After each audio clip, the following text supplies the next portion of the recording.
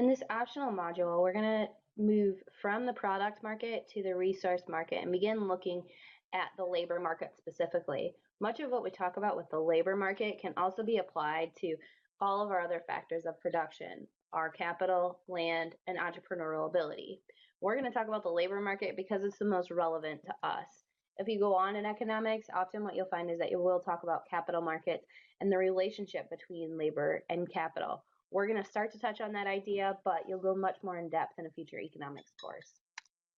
All right, so just a reminder of our circular flow diagram. So far, what we've been focusing on is the product market, and we've been looking at goods and services as they flow through the product market from the businesses that produce them to the households that sell them. So we've been talking about things like ice cream and pizza and automobiles, all things that are consumed by households and produced by businesses. Now we're going to move to the resource market. The resource market is on the other end of things, and we're going to start to look at one of those factors of production, which is labor. And we're going to look at how labor is supplied. So now our supply curve is going to be represented by households, and it's going to be bought by businesses. So we're going to see that labor flowing into businesses. So as I said, we're going to focus on labor, and we're going to assume that, again, we're in a purely competitive labor market. So as we have assumed in the past with our product market, we're going to assume the same with our labor market. And our assumption brings about a couple things. There's numerous employees that are competing to hire you. So imagine you go on to into the workforce, and there's numerous employers that are competing with one another on that specific type of labor that you hold.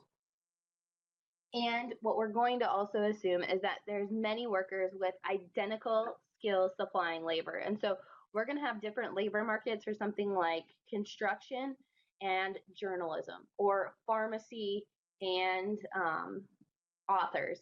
And so there's going to be different markets for each of those. And so once we're inside that market, let's say for journalists, there's going to be many employers who are competing with one another to hire those journalists. And then there's many workers with identical skills, many journalists applying their labor to the market, and they have almost identical skill sets. And then finally, since we have many sellers, many buyers, all of the individuals in our market become wage takers. So they have to take the wages given. And we're going to talk about that assumption that we make in just a minute. But what we're going to see is if a firm tries to charge a wage that's below the equilibrium, nobody will go and work for that firm until they start to raise their wage until it reaches that equilibrium. The reverse is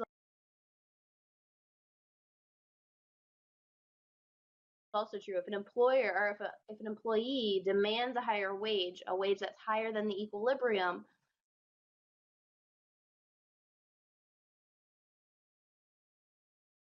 that firm can replace them with another worker with an identical skill. Okay, so we're making some pretty big assumptions here because we know, right, that not all workers have identical skill sets. We try to specialize, we try to make ourselves stand out as different from all the other workers. And so we do try to get out of that, falling into that identical skills and supplying the labor, us as households. And then employers also may not be perfectly competitive, or they may specialize in one area rather than just hiring in that general set.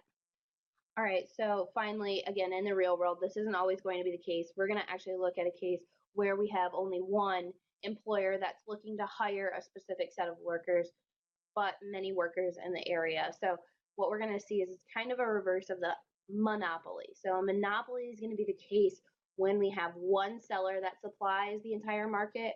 When we're in the labor market, remember that businesses are the demanders. They demand your labor. They consume your labor. And you